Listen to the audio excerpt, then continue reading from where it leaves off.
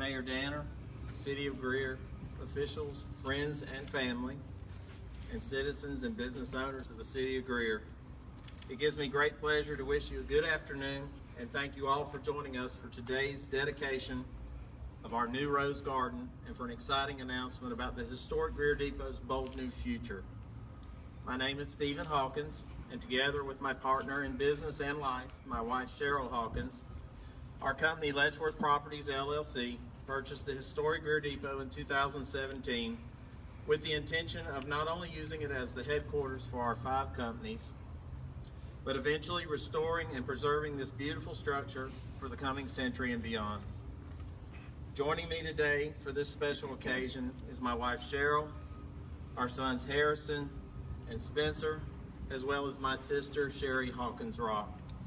My brother-in-law James Bird is here somewhere, and other family members as well. 2020 will mark the Depot's 107th year as a prominent architectural landmark within the City of Greer in the upstate of South Carolina. And the subject of today's announcement will ensure that this city center focal point remains a treasure gem for generations to come.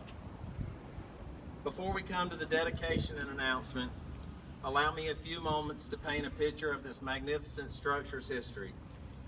Chartered by James Buchanan Duke himself on March 20th, 1909, the 89-mile Greenville-Spartanburg and Anderson Railway was constructed between Greenwood, Greenville, and Spartanburg between 1911 and 1914, an extension of the initial 12-mile Anderson Traction Company line from Anderson to Belton, constructed in 1910. GS&A construction came to Greer in 1913, and it was at that time that the depot standing behind me here today was constructed as the line was built through what was the Greer City Square, or the center of town in the very heart of the city. Following the line's completion in 1914, the ATC, GS&A, and the 24-mile Piedmont Traction Company line between Charlotte and Gastonia, North Carolina, were merged into one and operated as the Piedmont and Northern Railway. As the only open path through town in 1913, the City of Greer granted the railroad a right-of-way, but conditioned it on the inclusion of city offices within the new depot being constructed here, hence its unique 2-story design. Like all of the other classically designed depots built by the Piedmont Northern, Greer's depot was designed by Charles Christian Hook of Charlotte. His selections of red and white bricks with matching gutters and trim, and complemented by terracotta tile roof, were choices that added a touch of class to Greer's downtown and elements that have served the structure well over the last century. The P&N served Greer as an independent company until 1969, when it was merged into Seaboard Coastline, which through subsequent mergers became the CSX Transportation of today in 1986. From the time the depot was built through 1983, the depot served the railroad reliably, with the upstairs serving as City Hall and council chambers from 1913 to about 1937, city record storage until sometime in the 1950s, and then falling into vacancy and disrepair after that and up to 1984. By 1984, Seaboard System wished to raise the structure, and that's where the thank yous need to start. Thank you to the City of Greer for having seen 2 of its 3 depots raised by Southern Railway in the 1970s and recognizing the value of preserving this incredible building for the future. Thank you to Greenville County Redevelopment Authority for purchasing the building from Seaboard System in 1984 on behalf of the City of Greer's pleadings. Thank you to Station 1 Partnership for subsequently purchasing the building from GCRA in 1986 and redeveloping it into a subdivided retail commercial space. Without these key life-saving decisions, this structure would not be here today. So let us fast forward to today. Since our purchase of the building in 2017, we have been diligently working through the details of how to restore and best preserve the structure for the future. And while we will discuss those details in a moment, let us begin with our new Rose Garden. Born and raised in Taylors, just 6 miles away, Our family has been a part of the Taylors and Greer communities for nearly 2 centuries. And as a railroader myself, the historic Greer Depot has always held a special place in my heart. Today is the merger of love of family with sense of community belonging and responsibility. Today is a historic day. Without further ado, let us unveil the marker. It is with great love for our mother that our family dedicates the rose garden behind me to her memory.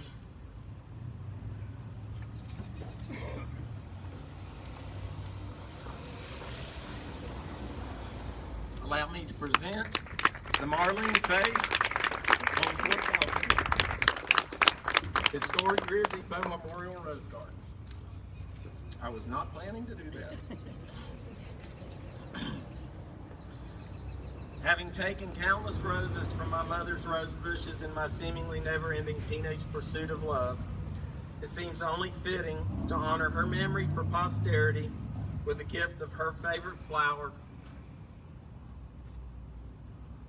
the rose, and yellow her favorite color.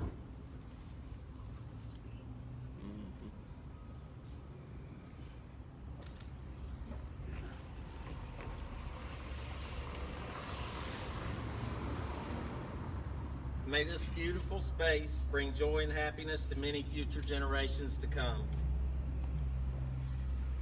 In addition to this dedication, we are also pleased to announce our plans today for the future of the historic Greer Depot. Represented today in this fantastic watercolor vignette by artist Cliff Miner of Boone, North Carolina.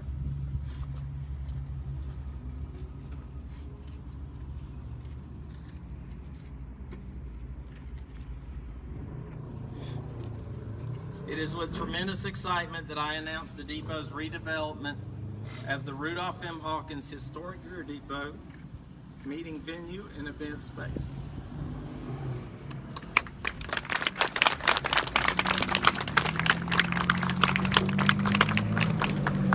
As you can tell, I am very transparent with my emotions. While there is no plaque to unveil today, upon completion of this $1 million restoration and redevelopment, the event space will be dedicated to my father's memory. As I have told many of our friends, when I am dead and gone, no one may remember me, but at least the selflessness my parents exhibited in raising of me will be memorialized here for posterity. Again, the least I can do. Now about the redevelopment. The upstairs that is today Suite A, along with the former depot offices to the east of Suite B, will serve as the future offices of Western Carolina Railway Service Corporation and its subsidiaries. I'm also pleased to announce that La Bouteille has made a long-term commitment to keeping its fine store in Suite B, and you are all invited to visit her store following the conclusion of this ceremony today. Clearly, the most exciting part of the redevelopment is the new event, venue, and meeting space. This new space will bring suites C, D, E, F, and G back into a single room of more than 3,500 square feet with available occupancy of just under 300 persons. The space will feature a ceiling height of nearly 23 feet with period-correct lighting that will complement the interior decor and will have modern restrooms and a catering preparation area. The venue's features and offerings will be more fully outlined at historicgreerdepot.com, and a Facebook link on that page will take you to the venue's complimentary Facebook page. The Facebook page will highlight construction updates as work progresses and then ultimately convert to feature events and offerings of the venue. The exterior of the building will see its roof stripped down to the original 1913 lumber, and custom milled southern yellow pine will be used for board-by-board replacement of structural members and subroof.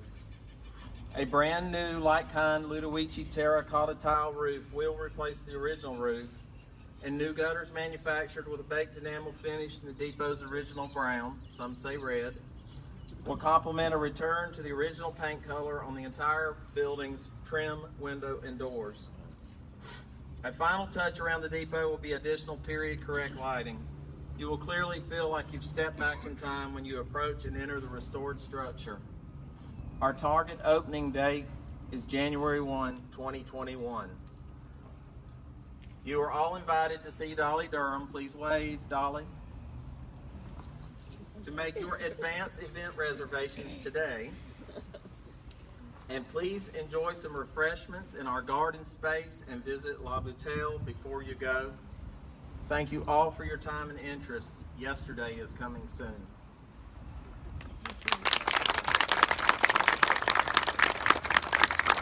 Thank you all for being here today.